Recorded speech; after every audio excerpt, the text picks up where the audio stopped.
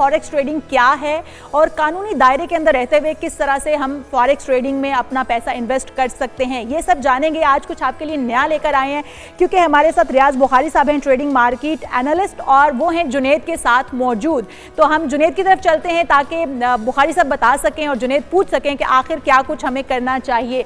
तो वो एक नई चीज़ लेकर आए हैं, तो चलते हैं जुनेद की तरफ। जी Junaid. Thank you so much Vishal. और जिस तरह से आपने बताया कि इस वक्त कन्फ्यूजन बहुत ज़्यादा है, मुल्क की मईशत तो एक आजमाइश से गुजर ही रही है, वो उसमें उतार चढ़ाव जारी है, लेकिन इन्वेस्टर्स भी परेशान है कि कहाँ इन्वेस्ट करना है। तो ट्रेडिंग जो है वो एक बेहतर ऑप्शन हो सकती है, लेकिन फॉरेक्स ट्रेडिंग किस तरह से की जाए, क्या इसमें रिस्क फैक्टर मुलविस हैं और किन चीज़ों की एहतियात बरतनी है। रियाज बुखारी साहब हमारे साथ मौजूद हैं जो कि एक एक्सपर्ट भी हैं और अपनी तजुर्बे की बुनियाद पर आपको बताएंगे कि क्या चीज़ें मद्देनजर रखनी है अगर आपने पैसा इन्वेस्ट करना है। सबसे पहले तो आपको वेलकम कहेंगे रियाज साहब। एक तो ये कि हम सबसे ज़्यादा जो इस वक्त उतार चढ़ाव देख रहे हैं वो सोने और चांदी के अंदर देख रहे हैं। पिछले एक माह की अगर बात की जाए, हम ज़्यादा दूर नहीं जाते, तो 50 से 60 हज़ार पहले सोना ऊपर जाता है और उसके बाद फिर एकदम से नोज डाइव की हुई है पिछले 2 दिनों के अंदर। तो ये हो क्या रहा है? सोना चांदी ये सेफ इन्वेस्टमेंट है या फिर आपका पैसा डूब सकता है, क्योंकि अरबों रुपया डूबा है पिछले 2 दिनों में? देखिए 2020 में ये जो गोल्ड था वो $1600 के अराउंड था जी। तो वहाँ से एक तेज़ी चली और ऑलमोस्ट जो है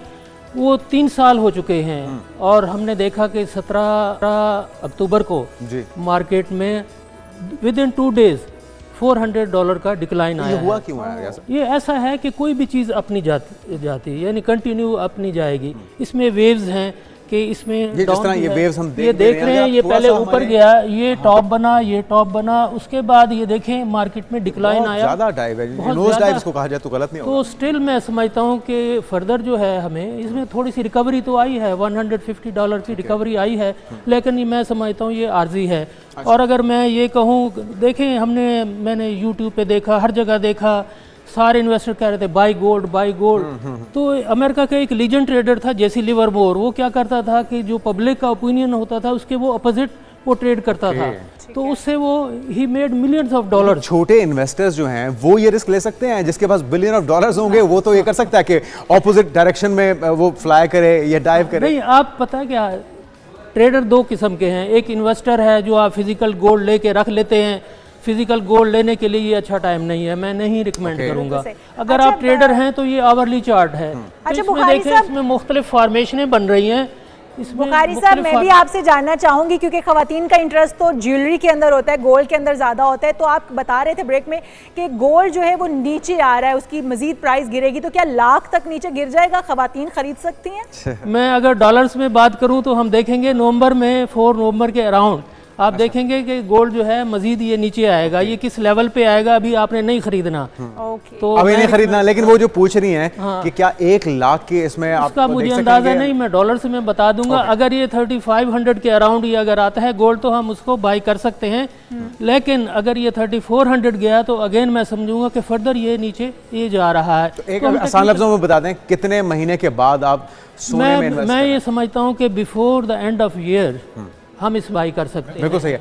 अच्छा, हम जाके बैठ के तसल्ली से बात करते हैं बुकों के ऊपर भी, लेकिन अगर आप चार्ट में बता सकें हमें कि इस चार्ट को समझना कितना ज़रूरी है बिगनर्स के खास तौर पे। जो एक्सपर्ट्स हैं वो जारी बात है वो इन सारी चीज़ों को देख के समझ जाते हैं कि इस वक्त मार्केट का मूड क्या है, लेकिन बिगनर्स के लिए ये जो कैंडल्स हैं उनको समझना, इसके मुताबिक इन्वेस्ट करना कितना ज़रूरी है और ये क्या इंडिकेट कर रही होती हैं? यकीनन मैं अपने नाजरीन को ये बताऊंगा कि इसको किस तरह हमने एनालाइज करना है। देखिए, स्पेकुलेटर जो हैं वो डेली ट्रेड करना चाहते हैं कि डेली अर्न करना चाहते हैं, उसके लिए जो है आवरली चार्ट ये बेहतरीन चार्ट है।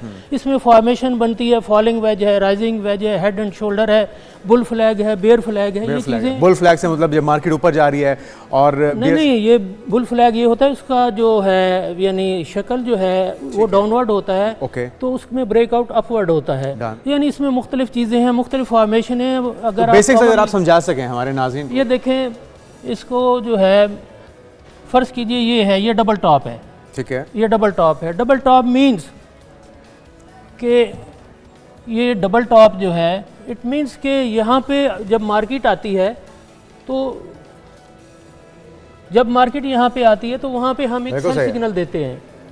अब इसमें आप वो देखें, ये टॉप इसने बनाया है, ये देखें 1 2 3 4 5 6 टॉप बनाए हैं मार्केट ने। अब इसने इसको क्रॉस नहीं किया, अब क्रॉस नहीं किया तो मार्केट जैसे डिक्लाइन आ गई है। अब देखें कई कई घंटे हो गए हैं, मार्केट इसके अराउंड 1 2 3 4 5 6 7 कैंडल्स हैं एक ही रेट पे। तो इट मीन्स कि यहाँ से हमने एक पुल बैक देखी, अप साइड हमने मार्केट को देखा है। तो इसमें फॉर्मेशन देखें, जो एक टेक्निकल एनालिस्ट है वो बताते हैं, यानी आप देख सकते हैं कि इसमें कौन सी फॉर्मेशन बनी है, उस हिसाब से आप ट्रेड करें। जो मोस्ट जो चीज़ है वो है स्टॉप लॉस ऑर्डर। हम पाकिस्तान में क्या करते हैं कि हम स्टॉप लॉस ऑर्डर नहीं लगाते, हम मिनिमाइज़ नहीं करते लॉस को, बल्कि हम प्रॉफिट को जो है वो मिनिमाइज कर देते और हैं। वैसे भी रियाज साहब, अगर आप स्टॉप लॉस नहीं लगाएंगे वो तो फिर जुआ उड़ गया, जुआ। और आप ब्लाइंडली तो खेलेंगे तो फिर तो आपके पास जितना भी आपकी तिजोरियां, चाहे उसमें खजाना भरा हुआ अरबों रुपया हो, वो भी आपका जाता रहेगा। बिल्कुल यकीनन ऐसे ही होगा कि जब मैं टीवी पे प्रोग्राम कर रहा था तो लोग जो है यानी वो स्टॉप लॉस नहीं लगाते थे, तो मैंने उन्हें कहा कि कुछ भी करें, आप फ्लूक लगा रहे हैं या आप टेक्निकल नहीं हैं, आपको कुछ भी नहीं आता, आप फ्लूक लगाते रहें तो स्टॉप लॉस के साथ आपका एक स्टॉप हिट होगा, 2 होगा, 3 होगा, 5 होगा, 10 हो गए, लेकिन आपका जब एक फेवर में जाएगा तो आप उसको कवर कर लेंगे। ये आपने बड़ी अच्छी चीज़